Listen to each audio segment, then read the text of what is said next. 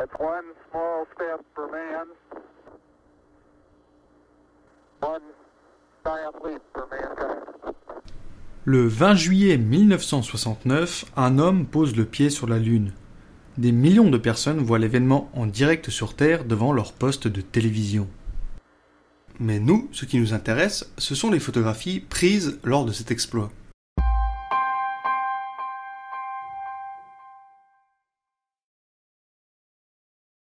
Il y a eu une multitude de photographies prises lors de cette mission.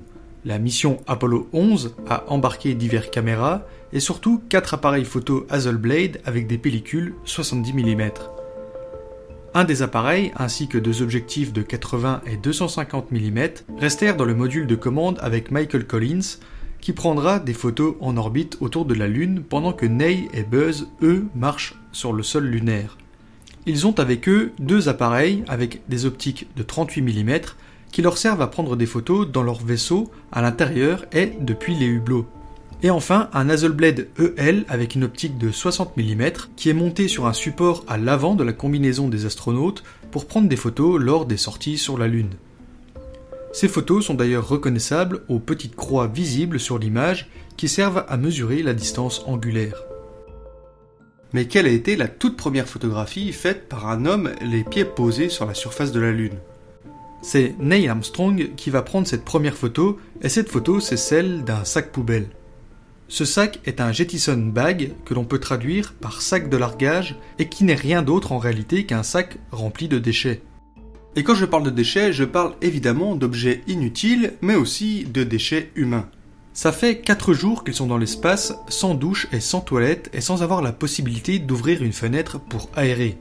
Les astronautes portent des couches et possèdent des petits sacs pour la grosse commission. Donc je vous laisse imaginer l'odeur de vestiaire à l'intérieur du module. L'une des premières choses qu'ont fait Armstrong et Aldrin après s'être posés sur la Lune, c'est d'évacuer le Jettison bag qui contient tous ces déchets, pas spécialement pour une question de commodité, mais par procédure, le but étant aussi de gagner un maximum de poids pour le voyage de retour.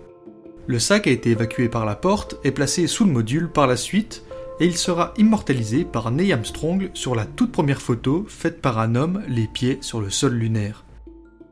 Ce n'est évidemment pas cette photographie qui marquera l'histoire. Elle sera suivie de nombreuses autres photos qui, elles, deviendront cultes. Des photos historiques, celle d'une mission incroyable, celle d'un petit pas pour un homme, d'un bond de géant pour l'humanité, mais aussi et avant tout l'exploit d'un pays, car à l'époque c'est surtout politique. Être les premiers à envoyer un homme sur la Lune.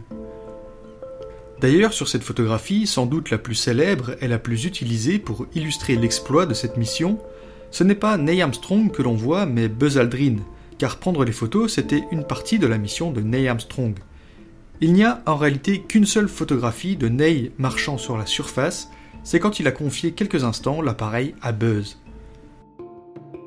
Au total, Neil Armstrong, Buzz Aldrin et Mike Collins ont rapporté 1407 photographies, 857 en noir et blanc et 550 en couleur.